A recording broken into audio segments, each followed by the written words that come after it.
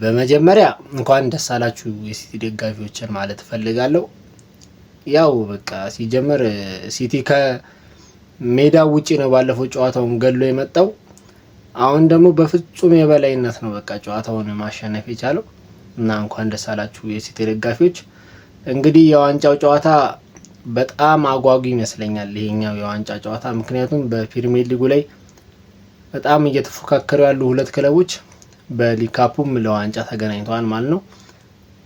እኔ ለተጫዋች ክሬዲት መስጠት የምፈልገው መጀመሪያ ለሲቲው በረኛ ትራፎርድ በቃ አሪፍ ምሽት ነበር ያሳለፈው። ከረፍት በፊት ራሱ በጣም በቃ ጨዋታውን እውነት የጨዋታው ቴምፖ ሊቀየሩ የሚችልባቸውን እድሎች ሲቲ የመጀመሪያውን ጎል ካገባ በኋላ ወዲያው 1-1 ተገናኝቶ ነበረ ጆ ዊሎክ፣ ያንን መጠቀም አልቻለም። በድጋሚ ደግሞ ጎርደን እንደዚህ 1-1 ተገናኝቶ እሱንም ኳስ አመከነው። በቃ እነዚያ ሁለቱ ኳሶች የጨዋታውን ቴምፖ ሙሉ ለሙሉ መቀየር ይችሉ ነበረ። ነገር ግን ትራፎርድ በቃ እውነት አምክኗቸዋል ማለት ነው ሁለቱንም። እና ሌላ ደግሞ ቀጣይ ማለት ነው ኦሬሊ በጣም በቃ የሚለይ ተጫዋች ነው በነገራችን ላይ። በቃ ሲያሻው ፉልባክ ላይ የሚገርም ነው። ወደ መሃል ደግሞ ሲገባ በቃ ትክክለኛ የመሃል ተጫዋች ማለት ነው። ትክክለኛ የመሃል ተጫዋች። ሌላው የሚገርም ምሽት ያሳለፈው ሬንደርስ ነው። ከሲቲ ደጋፊዎች ከሲቲ ተጫዋቾች የሚገርም ምሽት እያሳለፈ ያለው ሬንደርስ ነው። እኔ አሁን እውነት ጋርዲዮላ ለፕሪሚየር ሊጉ ራሱ ምን አይነት ቋሚ አሰላልፍ ይዞ መግባት እንዳለበት ከዚህ ጨዋታ በቃ በጣም ፍንጭ እያየ ይመስለኛል።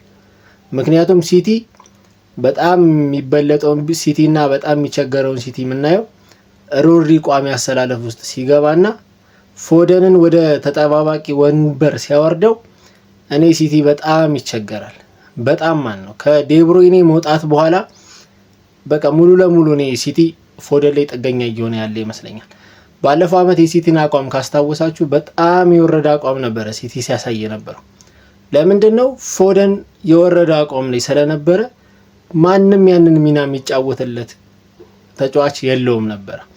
አሁን ቸርኪን አምጥቶ ፎደንን አስቀምጦታል። ግን ቸርኪ ጥሩ ነው፣ ይጫወታል፣ ድሪብሎችን ያደርጋል፣ ቻንሶችን ይፈጥራል፣ ምናምን አሲስት ምናምን። ግን እንደ ፎደን አይነት የጨዋታ ብልጫ ተቃራኒ ቲም ላይ ሊወስድለት አይችልም። ፎደን ምርጥ ከሆነ ሲቲ ምርጥ ነው። ይህንን ደግሞ ፎደን የአመቱ ምርጥ ተጫዋች ተብሎ በተመረጠበት አመት ሲቲ ፕሪሚየር ሊጉን ዋንጫ ያሳካበት ምስክር ነው። በቃ ፎደን እኔ ለሲቲ በጣም ወሳኙ ተጫዋች ማን ነው ብትሉኝ ፊል ፎደን ነው።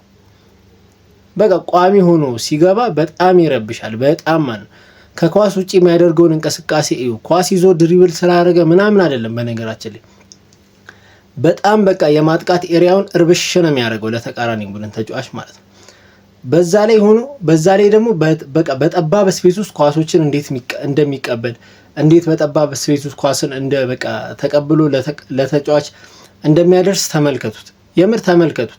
አንዳንዴ ተጫዋች ድሪብል ስላደረገ ምናምን አይደለም በቃ እንደዚህ ማሞገስ ምናምን ያለባችሁ፣ ግን ከኳስ ውጭ ያለውን እንቅስቃሴና ኳስ ሳገኝ ደግሞ ምን ማድረግ እንዳለበት ያውቃል ፎደን። እኔ ፎደን በጣም ይለይብኛል በነገራችን ላይ። በጣም የሚገርም ተጫዋች ነው በቃ።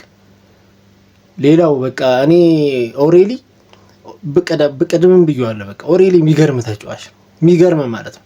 መሀል ሜዳ ላይ ራሱ ቢገባ እውነት አሁን ባለው የሲቲ ስብስብ ውስጥ ተጫዋቾችን ማስቀመጥ ይችላል። በቃ የሚገርም ምሽት ነበረ ሲቲዎች ያሳለፉት። ኦማር ማሙሽ ምንድን ነው ማሙሽ በቃ ሃላንድን ወደ ቤንች የሚያስወርድ አቋም ነው እያሳያለው ማለት ነው። ባለፉት 10 ጨዋታዎች ያላገባውን ጎል ሃላንድ ማለት ነው። ባለፉት 10 ጨዋታዎች ያላገባውን ጎል ፎደን በ3 ጨዋታዎች ከሱ በላይ አግብቷል ማለት ነው። ማነው ማሙሽ በ3 ጨዋታዎች ከሱ በላይ አግብቷል። ሲቲ ለፍጻሜ ያልፏል። የሲቲ ደጋፊዎች እንኳን ደስ አላችሁ ማለት እፈልጋለሁ። በቃ እንኳን ደስ አላችሁ። የዋንጫ ጨዋታው በጣም በቃ ተጠባቂና አጓጊ ነው የሚሆነው። ከጨዋታ በፊት እንደዚህ ምናምን ማለት እኔ አልፈልግም በነገራችን ላይ። በቃ ብቻ ግን መልካሙን እኔ ለአርሰናል እመኝለታለሁ። አርሰናል ከዋንጫ ጋር እንዲታረቅ ምናምን እኔም እንደ አርሰናል ደጋፊነት በጣም ጓጉቻለሁ ምናምን። ከሲቲ ጋር መሆኑ ግን ማለት ነው ለኔ ከኒውካስትል ይልቅ ሲቲ ይሻለኛል። ምክንያቱም ኒውካስል በጣም አስቸጋሪ ቲም ነው፣ ለአርሰናል በጣም አስቸጋሪ ቲም። ባለፉት አመታት በጣም አስቸጋሪ የነበረው ቲም ኒውካስል ነው ለአርሰናል። ከአርሰናል ጋር ሲጫወት በነገራችን ላይ ይህንን የመሀል ክፍል ይዞ አይገባም። በቃ እየታወቀ ነው። ጆይሊንተን፣ ቶናሊ እና ብሩኖ ጉማሬሽ በጣም ጉልቤዎች ናቸው የሚገቡት።